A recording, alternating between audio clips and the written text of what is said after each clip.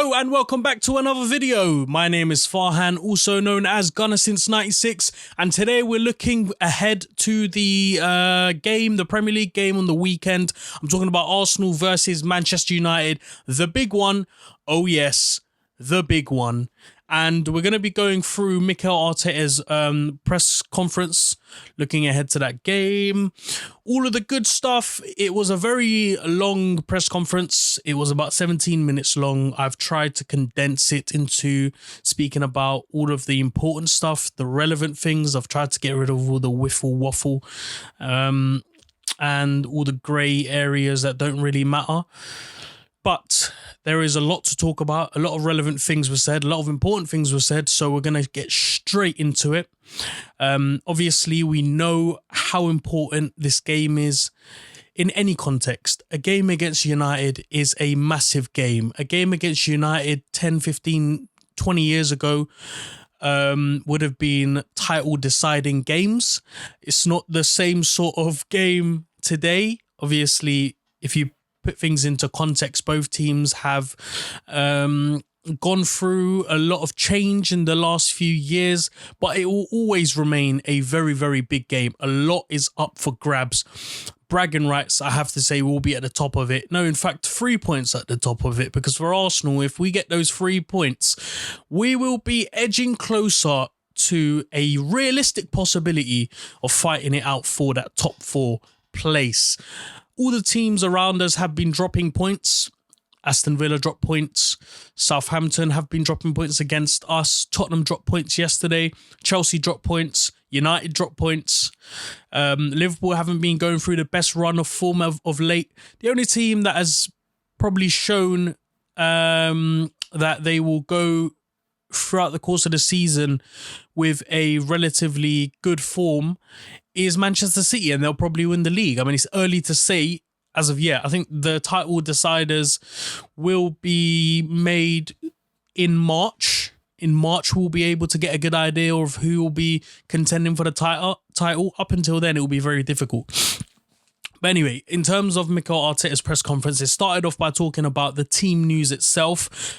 As expected, he didn't really give much away in terms of who's going to be fit and who isn't. He did say that Ceballos and Mari will be training in the next 2 days, which is, I guess, good, but I don't think they'll be match fit. I don't think they'll be available to start for United. They might be able to be on the bench. Odegaard has also joined us. He did mention that. And in terms of Aubameyang, Tierney, Partey and SMITH-ROWE, hard to say because they had a rest day on the day that Arteta gave the press conference, or the day before that. The day after we beat Southampton was the day that they were given the rest day, and then on the press conference day was the first training day, and obviously he was given his press conference, so that was yet to be done. And so I guess we will get a very good idea tomorrow early-ish whether they'll be fit or not. In fact, we might even get some news today, but as far as I know, we're yet to hear anything about Aubameyang returning, Tierney's fitness, whether he's back, Partey and SMITH-ROWE. Those are our crucial players. I think bar Odegaard, I don't want to, with all due respect, Tierney, Partey and SMITH-ROWE have, and if you put Saka in that conversation, have single-handedly carried us in our tough period, in the period that we have been winning all our games and performing really well. And so if we don't have them against United, it's going to be a very, very, very difficult evening for us. There was obviously some more questions asked on Aubameyang. How important is it to have Aubameyang back in the back in the team against United, especially, having scored, I think, 3 goals in the last 4 he's played against them?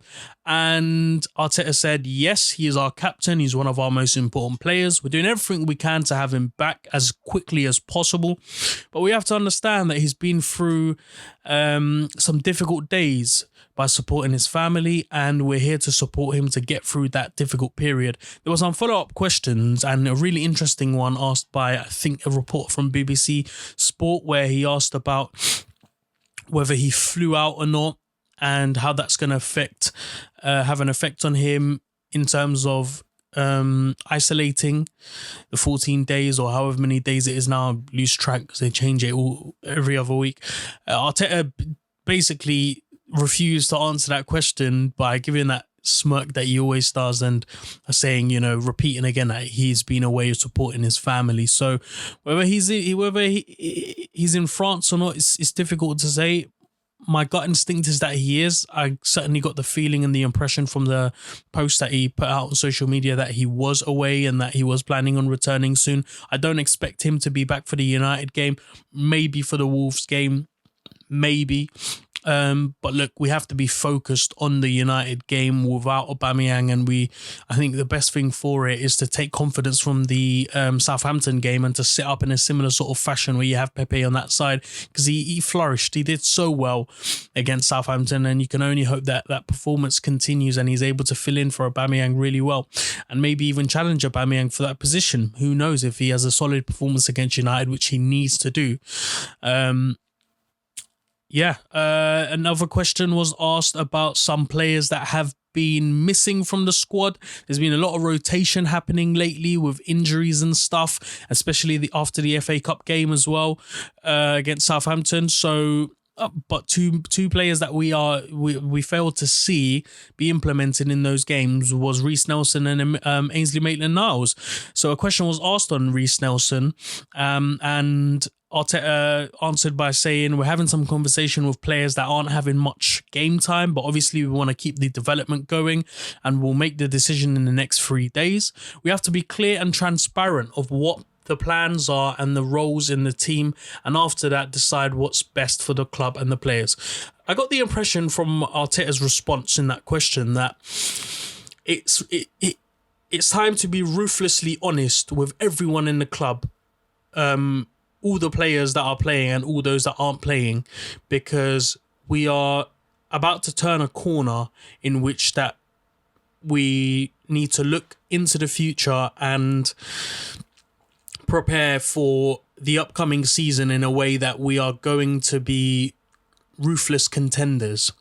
I got the impression that he will let players know whether they have a space in the squad or not, or whether they will be playing as squad players on and off the bench or not. And that is something that's been missing at the club.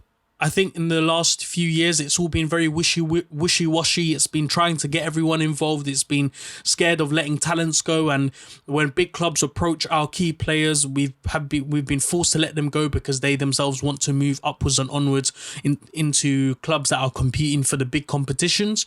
And it's been a full circle, with key players leaving and then having to look into the reserves, look at the Hayland boys, implement them into the first team, and then in a few years' time, if we're not competing for the big competition, the same thing could happen. You can only think back to the days where we had some really good players who we had bought from a really cheap. From clubs that aren't as big in the world, and then had sold them for big money. I'm talking about players like Bakary Sagna, Alexandre Kleb, Alex Song, Van Persie. I don't think I'd put in that conversation, but players of that calibre. And I think now is the time to just be ruthlessly honest and let the players know, those of the players that are going to be going forward with the squad, that are going to be a key part in bringing back the glory days, and those that just aren't good enough. And I get the impression that he feels that REISS Nelson and players like Joe Willock, even Maitland-Niles to some extent, aren't going to cut it. And if they are going to be in a squad, it will be just to be squad players, not to be crucial players. And every team needs squad players. And it's just whether these players accept that or they just want to kick on. And look, players like REISS Nelson, Joe Willock have incredible amounts of talent in them. And I just don't think Arsenal is the club that will unlock that capability. The ability, sorry. So look, I think it is time that we see Joe Willock, REISS Nelson, Maitland-Niles, and Nketiah to some extent to be moved on, but we're yet to see what's going to happen. On Maitland-Niles, there was an interesting answer that he gave, a little bit different to the one that he gave for REISS Nelson, which was, it's a concern when they're when there's international football involved as well. And after reaching that opportunity, I understand that Ainsley wants more minutes, and what he needs to do is fight, train and challenge his teammates and show us that he can be one of our starters. So it seems as if Arteta wants Maitland-Niles to be implemented in the first team, but he's sort of repeating the same things that managers have said in the past, which is he needs to show us, he needs to show me, and he needs to do more in training. It seems as if that they're not getting the best out of him right now.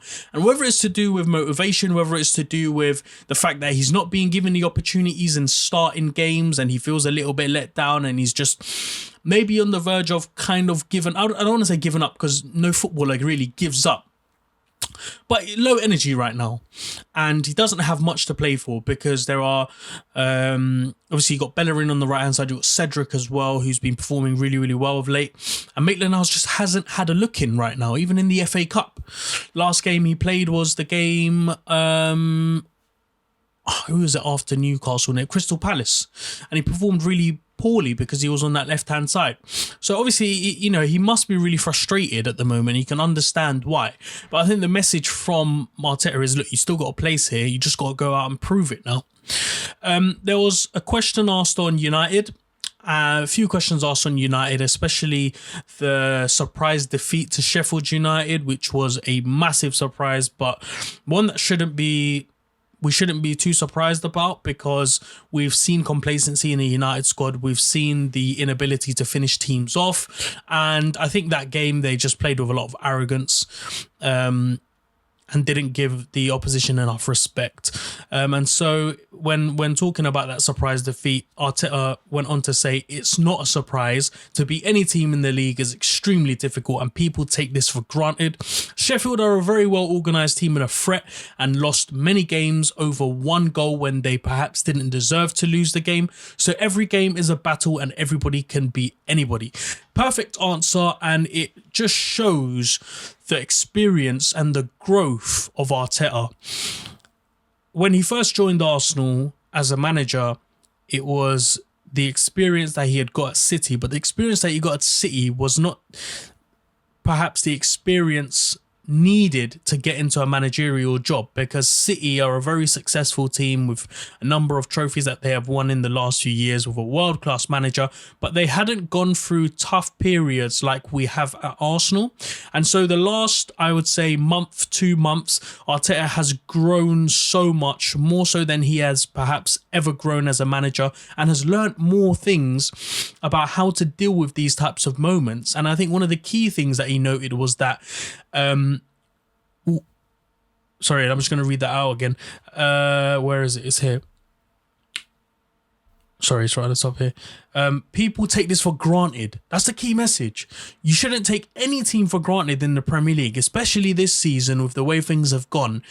You just can't call it anymore. It doesn't matter who you're playing.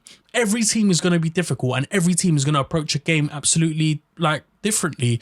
We saw the way that Sheffield United performed against Manchester United, where they were playing in low blocks. They were playing really well, defending really well, and attacking the ball as well, taking the game to United in moments of the game.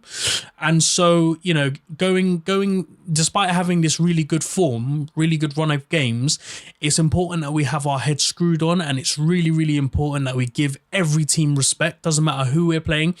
And it's good, in some ways it's good that we went through that tough run of games where we were losing and we were in that relegation dogfight, because now when we go into games, we're approaching football matches with the same sort of intensity as we would perhaps approach when we're playing someone big like a United or a Chelsea or a City. And you know, the growth is there. You can see the growth is there. There was a load of questions on Martin Odegaard. Arteta's first initial comments on Odegaard was that he's a player we followed for some time. We believe he has some special qualities that we need, that we have been missing. Now we have to give him a little bit of time. He hasn't played many minutes in Madrid, but he's been training hard and he looks so excited. A little bit early to decide whether he will start against United. So that was the initial comments on Odegaard.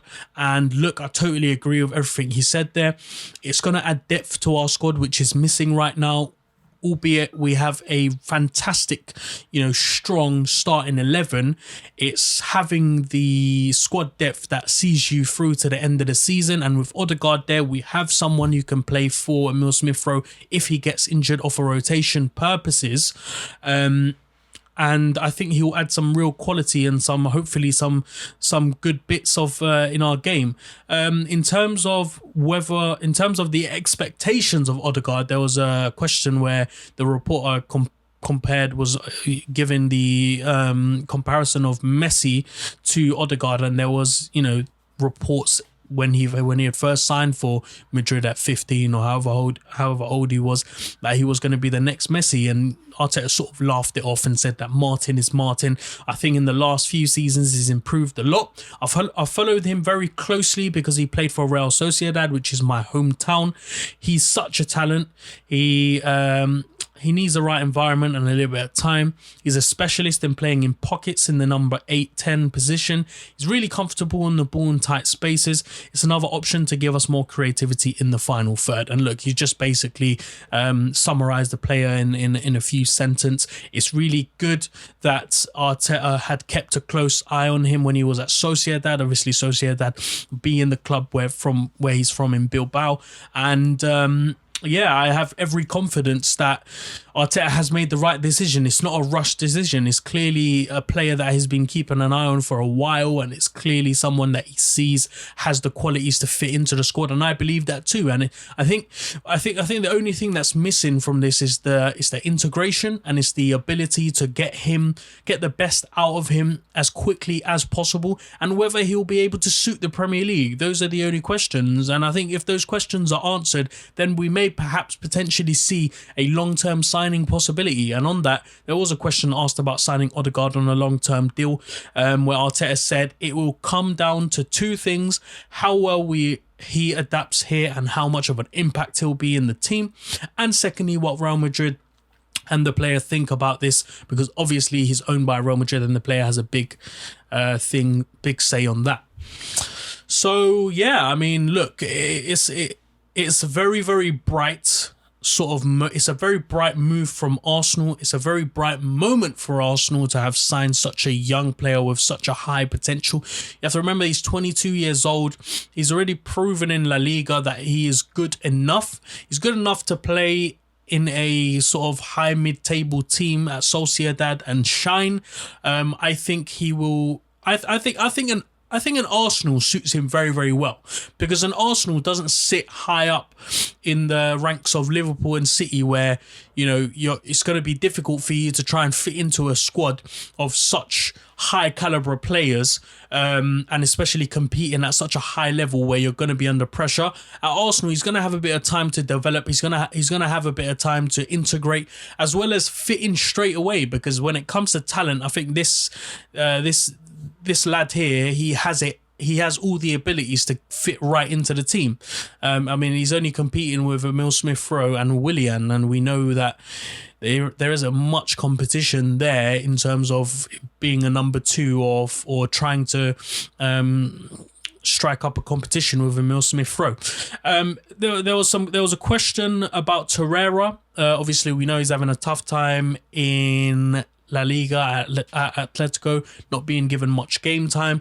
Arteta went on to say, we've been talking to Lucas. He hasn't been playing as many minutes as he would have liked. The team's doing so well at the minute, but we just want to be behind Lucas and protect him, help him to make the right decision in the future. At the moment, he's going to stay in Athletico. I don't think anything's going to change. So it seems as if he's going to stay. But also there are talks happening right now with other clubs who could potentially take him on until the end of the season on another loan deal. It seems as if the conversations being had with Lucas Torreira are ones that would see him leave the Emirates on a permanent basis to another team. I think the transfer will be made in the summer. I don't think it'll be in Atletico Madrid. It'll probably be back to Italy. I get that impression with the types of links that he's been, the types of clubs that he's been linked to. But that's Torreira. A few more questions and a few more points to be talked about one about whether the project is complete. Now, this is a really interesting question for me because it talks about the 5-year game plan that Arteta spoke about, and to take us from where we were to a Champions League winning team. And the question was, we saw a glimpse of the blueprint at Southampton, and you've had 3 windows. Would you say that the project is now complete? Arteta basically said that Southampton had a lot of things that I want to see from our side. You mentioned 3 windows. It's still not there. Things are moving in the right directions though, but we are aware of the things that we need to get better at. This conversation about Arteta in, Arteta out has to stop now, because what gives me more confidence than anything in a manager is seeing the ideas that he's trying to implement. A big warning sign of a manager that is going through rocky times and perhaps not being able to see us through to the end of the tunnel, the other side of the tunnel, or someone who just perhaps isn't good enough, is a manager that doesn't have an identity and that doesn't have a specific playing style. We saw that at Chelsea with Lampard. There was no style. You didn't really know what type of system he was trying to implement. You didn't really know how he was trying to get his players integrated. At Arsenal, you see that. You know what system he's trying to play. You know what he's trying to do with his opponents. You know the philosophy behind the football.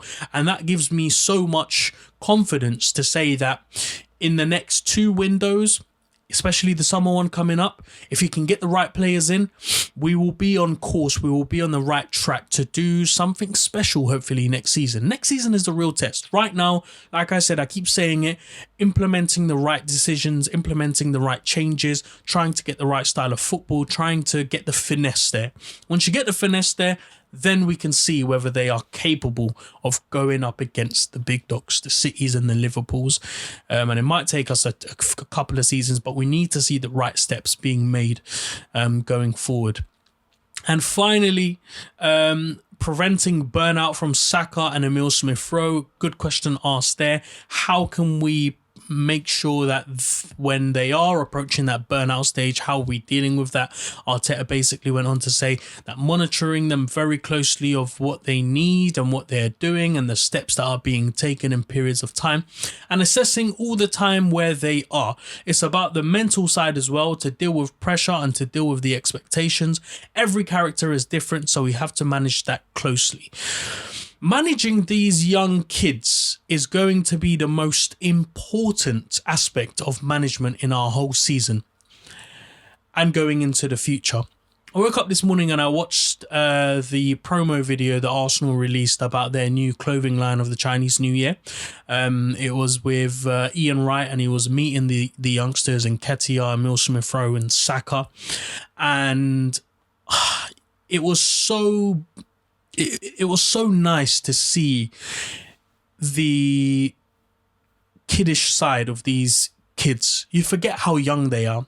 And when I watched that video, it really did show me, it really did expose them for what they are, which is young kids excited to play football, being on top of the world right now because they're playing international football for England and they're playing first team regular football for Arsenal.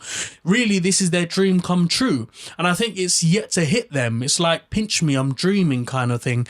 You see it in their faces. You see it with the way that they talk. They're not talking in a professional manner, in a scripted kind of manner. When they were talking to Ian Wright, it's as if they were talking to someone they had looked up to, an idol of the club, and they felt so privileged to be there. Usually it's the interviewer that feels like that when they're talking to such a great potential, such a a player of such high caliber and of such high status. But the impression that I got from these players, it was the other way round. And so managing these players is going to be absolutely crucial for us to get the best out of them. And when it comes to burnout, and it will happen sooner or later, the fan base needs to react to them well, and the manager needs to react to it well as well. And I think that's where squad depth comes in. It's going to be really important to have the right type of players around. And Arteta mentioned it before, having a mixture of the senior players and the younger players, so that the senior players can see the development and help them with their development and help them with their growth, so that they can get the best out of them.